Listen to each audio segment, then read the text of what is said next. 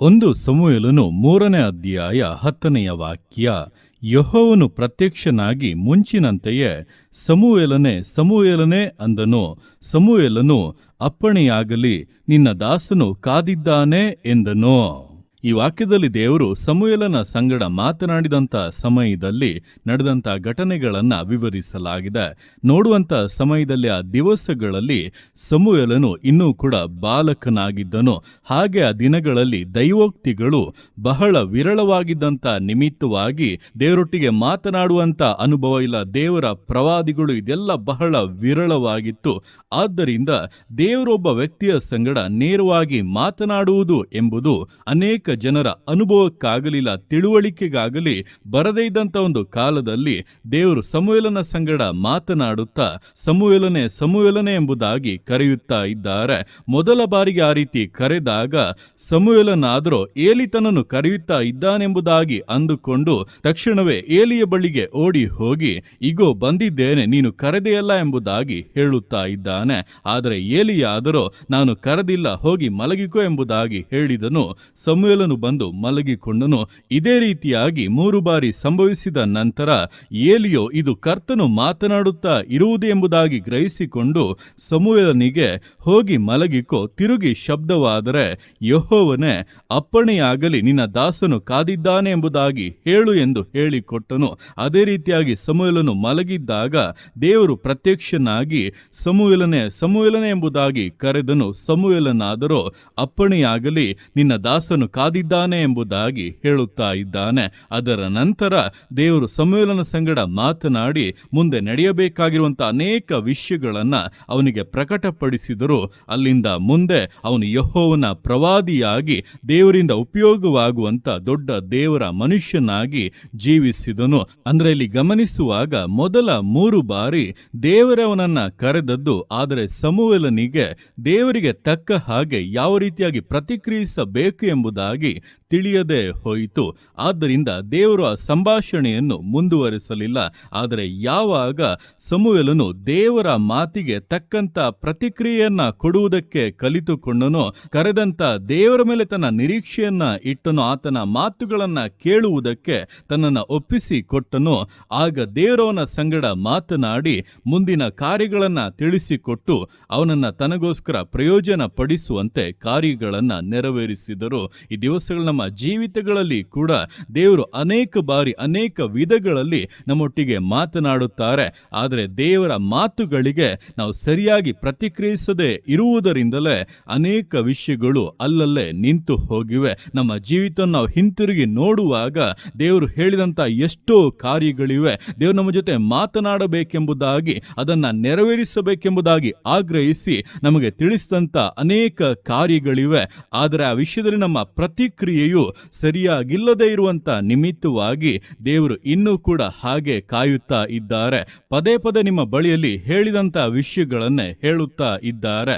ನೀವು ಯಾವಾಗ ಸರಿಯಾಗಿ ಪ್ರತಿಕ್ರಿಯಿಸುತ್ತೀರೋ, ಯಾವಾಗ ದೇವರಿಗೆ ಸರಿಯಾಗಿ ಸಮರ್ಪಿಸಿ ಅದಕ್ಕೋಸ್ಕರ ಕಾದು ದೇವರು ಹೇಳುವ ಹಾಗೆ ಮುನ್ನಡೆಯೋದಕ್ಕೆ ಒಪ್ಪಿಸಿ ಕೊಡುತ್ತೀರೋ, ಆ ಕ್ಷಣದಿಂದಲೇ ದೇವರು ಮುಂದಿನ ವಿಷಯಗಳನ್ನ ತಿಳಿಸುತ್ತಾ ನಿಮ್ಮ ಕರ ಹಿಡಿದು ನಿಮ್ಮ ಜೀವಿತದಲ್ಲಿರುವಂಥ ತನ್ನ ಉದ್ದೇಶಗಳನ್ನ ನೆರವೇರಿಸುವುದಕ್ಕೆ ಮುಂದಾಗುತ್ತಾರೆ.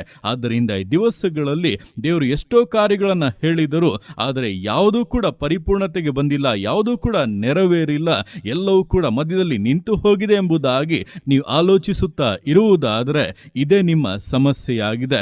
ದೇವರಿಗೆ ಸರಿಯಾಗಿ ಪ್ರತಿಕ್ರಿಯಿಸುವುದಕ್ಕೆ ದೇವರು ಆಗ್ರಹಿಸುವ ಹಾಗೆ ನಿಮ್ಮ ಜೀವಿತವನ್ನ, ನಿಮ್ಮ ಯೋಚನೆಗಳನ್ನು, ನಿಮ್ಮ ನಿರೀಕ್ಷೆಯನ್ನು ಬದಲಾಯಿಸಿಕೊಳ್ಳುವುದಕ್ಕೆ, ಆತನ ಕಡೆಗೆ ತಿರುಗಿಸಿಕೊಳ್ಳುವುದಕ್ಕೆ ನೀವೆಲ್ಲೋ ವಿಫಲರಾಗುತ್ತಾ ಇದ್ದೀರಾ. ಆದ್ದರಿಂದಲೇ ಮುಂದುವರಿಯಬೇಕಾಗಿರುವಂಥ ವಿಷಯಗಳು ಇನ್ನೂ ಕೂಡ ತಡೆಯಾಗಿ ನಿಂತಿದೆ. ಆದ್ದರಿಂದ ದೇವರಿಗೆ ಸರಿಯಾಗಿ ಪ್ರತಿಕ್ರಿಯಿಸುವಂತೆ ಈ ದಿವಸಗಳಲ್ಲಿ ಆತನನ್ನ ನಿರೀಕ್ಷಿಸಿ, ಆತನ ಮೇಲೆ ದೃಷ್ಟಿಯನ್ನ ಇಟ್ಟು ಆತನು ಏನು ಹೇಳುತ್ತಿದ್ದಾನೆಂಬುದನ್ನು ಗಮನಿಸಿ ದೇವರು ನಿಮ್ಮೊಟ್ಟಿಗೆ ಮಾತನಾಡುವಂಥ ವಿಷಯಗಳನ್ನ ಹಾಗೆ ಕೈಗೊಂಡು ಅದನ್ನು ನೆರವೇರಿಸುವಂಥ ಸಮರ್ಪಣೆಗೆ, ಆ ದೃಢತೆಗೆ ನಿಮ್ಮನ್ನು ಒಪ್ಪಿಸಿ ಕೊಡುವುದಾದರೆ ನಿಶ್ಚಯವಾಗಿ ದೇವರ ಕಾರ್ಯಗಳು ನಿಮ್ಮಲ್ಲಿ ಪರಿಪೂರ್ಣತೆಗೆ ಬರುತ್ತವೆ. ನೀವು ದೇವರ ನಾಮ ನಾಮದ ಸಾಕ್ಷಿಗಳಾಗಿ ಪ್ರಕಾಶಿಸಲಿದ್ದೀರಾ. ಆದ್ದರಿಂದ ಈ ದಿವಸಗಳಲ್ಲಿ ದೇವರ ಮಾತುಗಳಿಗೆ ಸರಿಯಾಗಿ ಪ್ರತಿಕ್ರಿಯಿಸುವಾಗಲೇ ದೇವರ ಕಾರ್ಯಗಳು ನಡೆಯುವಂಥದ್ದು ಎಂಬುದನ್ನು ತಿಳಿದು ನಮ್ಮ ಜೀವಿತದ ಮೂಲಕವಾಗಿ, ನಮ್ಮ ಕಾರ್ಯಗಳ ಮೂಲಕವಾಗಿ, ನಮ್ಮ ನಿರೀಕ್ಷೆ ಇದೆಲ್ಲದರ ಮೂಲಕವಾಗಿಯೂ ದೇವರಿಗೆ ಒಪ್ಪುವಂಥ ಜೀವಿತವನ್ನು ನಡೆಸುತ್ತಾ ಸಮರ್ಪಣೆಯಿಂದ, ದೃಢತೆಯಿಂದ, ನಂಬಿಗಸ್ತತೆಯಿಂದ ವಿಶ್ವಾಸ ಜೀವಿತಗಳನ್ನು ಮುನ್ನಡೆಸೋಣ.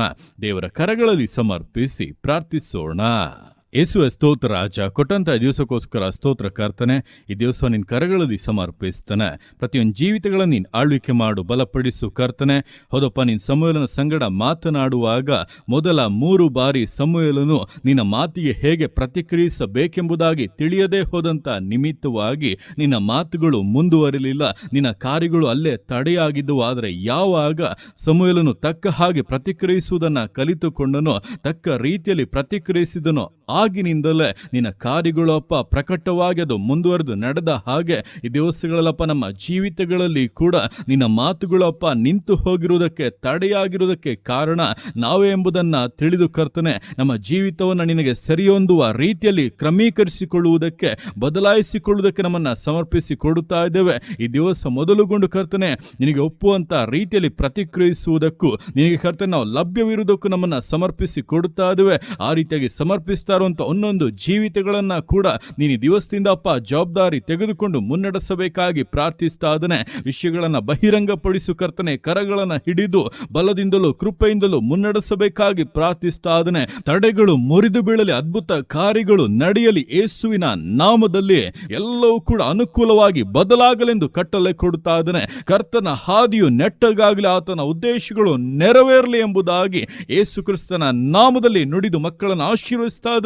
ಪ್ರತಿಯೊಬ್ಬೊಬ್ಬರನ್ನಪ್ಪ ಕರ ಹಿಡಿದು ಮುನ್ನಡೆಸು, ಆಶೀರ್ವದಿಸು. ನಿನ್ನ ವಾಗ್ದಾನಗಳು, ನಿನ್ನ ಕಾರ್ಯಗಳು, ನಿನ್ನ ಪ್ರತಿಯೊಂದು ಯೋಜನೆಗಳು ಅಪ್ಪ ಒಬ್ಬೊಬ್ಬರ ಮೂಲಕವಾಗಿ ಪರಿಪೂರ್ಣತೆಗೆ ಬರಲಿ. ಶತ್ರುವಿನ ಸಕಲ ಕಾರ್ಯಗಳು, ವಿರೋಧದ ಸಕಲ ಶಕ್ತಿಗಳು ಪುಡಿ ಪುಡಿಯಾಗಿ ಬಿದ್ದು ನಾಶವಾಗಲಿ. ನೀನು ಹಾಗೆ ಮಾಡುವಂತ ನಿನ್ನ ಪ್ರೀತಿಗೋಸ್ಕರ, ಕೃಪೆಗೋಸ್ಕರ ಅಪ್ಪ ನಿನಗೆ ಸ್ತೋತ್ರಗಳು. ಪ್ರತಿಯೊಂದು ಜೀವಿತಗಳನ್ನ ಅಪ್ಪ ನಿನ್ನ ಕರಗಳಲ್ಲಿ ಸಮರ್ಪಿಸ್ತಾ ಇದ್ದಾನೆ. ಆಶೀರ್ವದಿಸು, ಮಾನಿಸು, ಘನಪಡಿಸು.